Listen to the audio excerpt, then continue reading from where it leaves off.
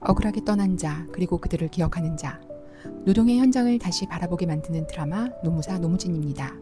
사회에서 노무진은 아버지로부터 최근 엄마의 행동이 수상하다며 좀 알아봐달라는 전화를 받는 장면이 살짝 나오는데요. 그래서겠죠? 오해의 배경은 무진의 본가에서 시작합니다. 외출하고 돌아오는 어머니, 그리고 그녀와 함께 들어오는 낯선 여성의 영혼과 무진이 마주하는데요. 바로 5,6회의 주인공 김영숙 씨의 영혼입니다. 그 영혼은 이상하리만큼 한마디도 하지 않고, 아니 하지 못하고 있습니다. 이상한 기운을 느낀 무진은 어머니에게 묻습니다. 엄마, 혹시 최근에 주변에 돌아가신 분 계세요? 어머니는 잠시 뜸을 들이더니 이렇게 말합니다. 10년 넘게 함께 일해온 직장 언니 영숙 씨가 며칠째 출근을 하지 않아 집으로 찾아가 봤더니 책상에 앉은 채로 시험지를 붙들고 숨져 있었다고 말하죠. 무진은 직감합니다. 이 사람 뭔가 말하지 못할 사연이 있는 거야. 그리고 다음날 토요일 오전부터 곧게 차려입고 외출을 하는 어머니를 무진은 조용히 뒤따라갑니다. 어머니가 도착한 곳은 어머니가 미화원으로 근무하고 계신 대학교. 토요일인데도 불구하고 청소 노동자분들이 모두 곧게 차려입고 한 강의실에 들어가기 위해 줄을 서고 있었습니다. 곧이어 믿기 어려운 광경이 펼쳐집니다. 복장 검사를 받고 강의실로 들어가더니 고압적인 감독관 하에 교양 시험이 치러지는데요. 영어 약자 해석, 대학 로고의 의미, 태도 테스트까지. 몰래 시험장에 들어가 앉아있던 무진은 이 광경에 어이없어 하는데 갑자기 옆에 가슴을 움켜쥐며 괴로워하는 영숙의 영혼이 나타납니다. 그리고 무진은 영숙이 시험장에서 겪은 모욕적인 상황을 알게 됩니다. 결국 그녀는 이미 이 시험장이 남긴 공포와 모멸의 흔적에 갇혀 있었던 거죠. 이런 어이없는 상황에 당혹스러워하던 무진은 우연히 화장실에서 시험을 치르는 진짜 이유를 알게 됩니다. 해고를 위한 정당성 보장. 이건 조직적 갑질이다. 무진은 나이주, 고견우와 함께 학교의 부당한 처사와 청소 노동자들의 고통을 폭로합니다. 익명을 가장한 영숙 영혼의 제보, 영상 증거, 그리고 유튜브 방송. 분노는 캠퍼스 전역으로 번지죠. 학교는 결국 청소 노동자들에게 사과하고 재발 방지 대책을 마련하겠다고 발표합니다. 그리고 다음날 학교에서 무진과 영숙은 마지막 인사를 나눕니다. 무진은 혼잣말을 하면서 인사도 하고 조용히 웃으며 보이지 않는 영숙에게 손을 흔들죠. 그 모습을 멀리서 바라본 어머니는 깜짝 놀랍니다. 무진아, 혼잣말 하지 마. 정신 나간 사람처럼 보여.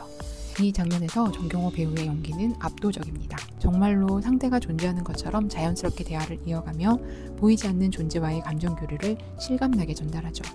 마지막으로 무진에게 감사의 인사를 한 영숙은 밝게 웃으며 사라집니다. 그 표정 하나로 모든 감정이 전달된 순간이었죠. 이 장면은 자연스럽게 현실 속 장면과 맞닿아 있습니다. 2025년 6월 이재명 대통령은 취임 후 첫 공식 일정으로 국회 청소노동자 대기실을 가장 먼저 찾았습니다. 그리고 말했습니다. 보이지 않는 곳에서 민주주의를 지켜온 헌신을 잊지 않겠습니다. 라고.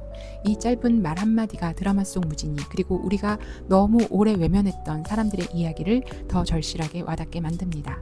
그리고 다음 회차, 병원 로비에서 무진을 부르는 한 청년. 그는 무진 사무실 옆 편의점에서 아르바이트를 하던 윤재였죠. 윤재는 늘 표정으로 현실을 이야기하고 있는 캐릭터로 보였는데요. 이번에도 윤재는 뭔가 어리둥절한 표정으로 무진에게 인사를 합니다. 그런데 거울에 그의 모습은 비치지 않죠. 무진은 직감합니다. 그는 더 이상 이 세상 사람이 아니라는 것을. 얼마 전 편의점에서 대기업에 취업했다고 무진에게 캔맥주를 하나 건네며 좋아하던 윤재에게 무진은 취업 축하 치맥을 쏘겠다고 꼭 자기와 함께 먹어야 한다고 했는데, 윤재는 말합니다. 아무리 죽을 힘을 다해 발버둥 쳐도 달라지는 건 없겠죠? 이제 좀 쉴래요. 윤재는 대기업 마트에 취업해서 카트 수거 업무를 하던 중 찜통 같은 더위 속에서 무리한 노동을 하다가 쓰러졌습니다. 지금은 의식불명 상태. 하지만 회사는 말합니다. 카트 수거 업무는 40, 50대 누구나 할 수 있는 아주 보편적인 업무라고. 이제 무진은 자신의 목숨을 담보로 한 보살과의 계약을 이행하기 위해 윤재의 사연을 세상에 알릴 준비를 합니다. 그리고 그 이야기는 단지 한 사람의 죽음을 넘어 청년 노동, 유통업계 외주와 구조의 실상으로 이어지게 될 것입니다. 노무사 노무진은 죽은 자의 이야기를 빌려 살아있는 자의 현실을 말합니다.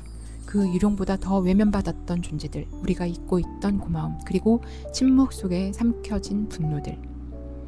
노무진은 또 하나의 영혼을 위해 싸울 것입니다.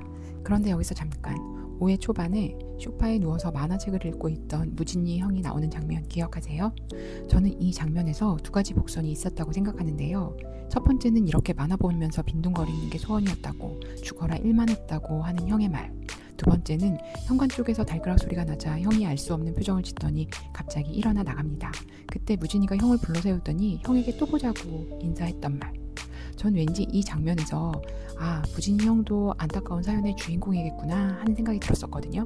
여러분들의 생각은 어떠세요? 댓글에서 서로의 생각 공유해볼까요? 그리고 다음 리뷰 영상에서는 윤지의 사연을 중심으로 대기업마트의 구조적 문제와 청년 노동 현실을 더 깊이 들여다보겠습니다. 구독과 좋아요로 함께 해주세요. 감사합니다.